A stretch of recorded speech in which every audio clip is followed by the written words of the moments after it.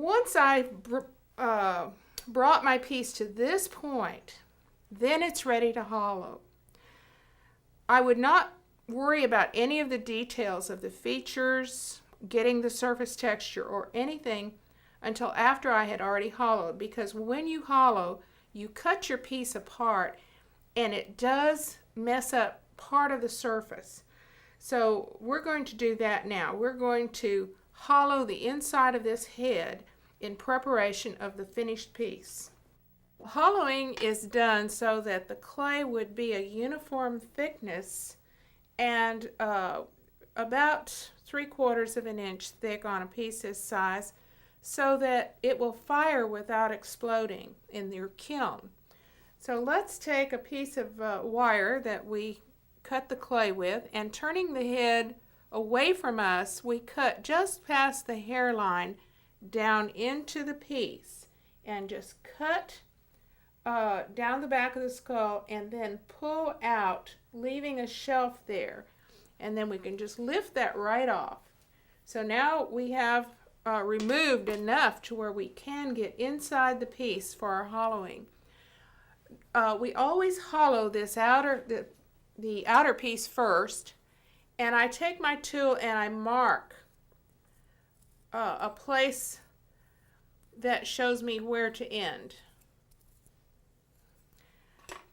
This is the hollowing tool that we use, and probably with a piece this size we use the larger end. We just slice around like that,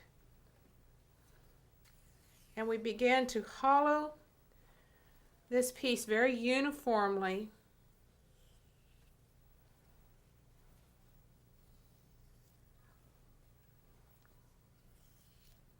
Just like this. It should be, the inside contour should be like the outside contour. Possibly if it was round, it would look like a cantaloupe in there. It would be, this thickness would be the same throughout. But we look at the contour of this and we know that there's a bun, and we're going to even dig a little more in here. Just like that. Every once in a while we need to stop and with one hand measure with our thumb and our fingers. This is just a bit thick, so we would take our hollowing tool, probably the small end, which we might have more control over, and dig a little more out there. Okay. We stop again and we feel it some more. Continue to measure it the entire time that you're hollowing it. Stop and gauge. There might be a place here that as you feel it would feel quite thin, maybe 1/8 of an inch. You would take some of your clay that you had just dug out and work it back in, just like that. So if you get too thin in a spot, just work some back in. I feel it's a little thin right in here. So I'd put some clay and work it back, just like so. Now I'm going to go ahead and finish the hollowing. It's important to take the time to do this part of it right, because the hollowing is so important. The structure is everything when it's to be fired. All right, so now let's just do a little more. So that feels very uniform. This is pretty thick, but that's all right. If you were doing a very small piece, it might be a lot thinner than this. The important part is not to let it go from a thick wall down to a very thin wall like that, because a thinner area would dry faster, and as the moisture leaves it and it dries, if this was still drying slowly, it would crack away from the thicker part. So for that reason, it has to be as uniform as possible. So let me just put that back on. Having done this part of it, we lay this to one side in a safe place, and then we turn to the main part of the head. Again, I mark with my tool exactly where it's to be hollowed. And then taking my large tool, I come in and begin the hollowing.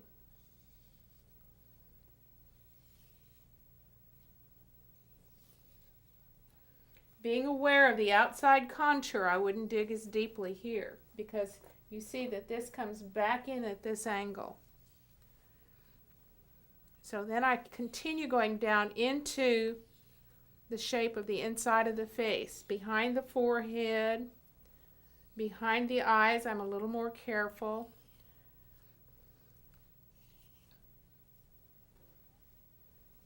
And I just get down into that head in a very general way at this point. All right, once I'm down in there, I take my tool and with my hand on the chin, I'll take this smaller tool and aim towards my hand, going into that chin as far as possible. Then I'll lay my hand on one cheek right here, and I'll come from the chin up into the area where I know the cheek is.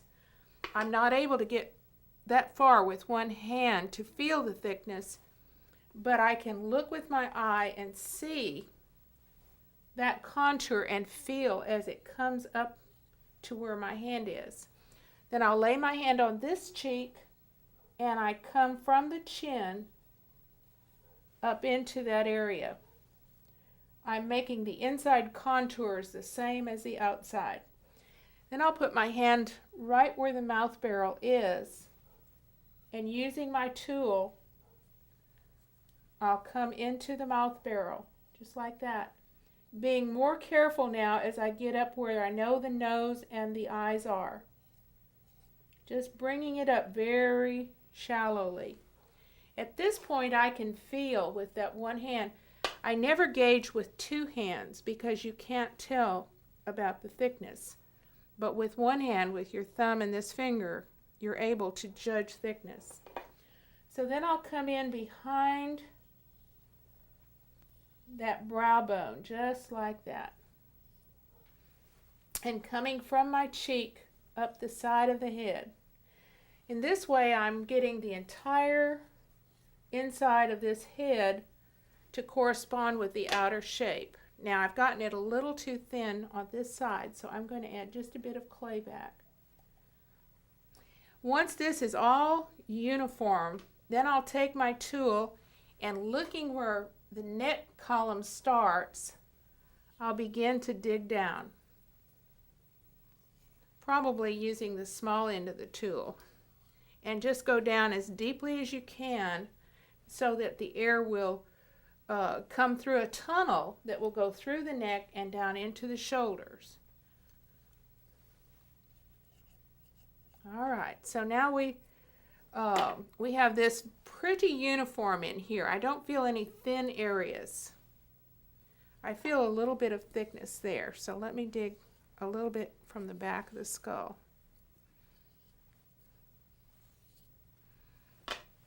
Okay, so the inside should look about like this. Possibly coming a little more. All right, then we take our piece that we have previously hollowed, and we need to spray it. Let me get my spray bottle so that we can put this back together the correct way. This is just an ordinary spray bottle that's used to keep the clay moist when need be, and also when it's put back together. Let's spray this edge, and we'll take the piece that we've hollowed previously and we'll spray that edge of it, and we'll spray this one again. We want there to be enough moisture on those edges so that that clay will firmly adhere. All right, we're just going to lay it back exactly where it was cut. And let's turn this so that we can see if we're getting that correct. Okay, bring this up and just gently let it fit. Just like that. All right, now this looks like it's back together, but there's a very deep cut all the way around. And so we gently hold it back here and we take our tool and we slice just like this through both sides of that cut. about 2 inches long is the area that we cut. Then we take our tool and with our hand guiding it, we press the clay one way and then the other, just like this.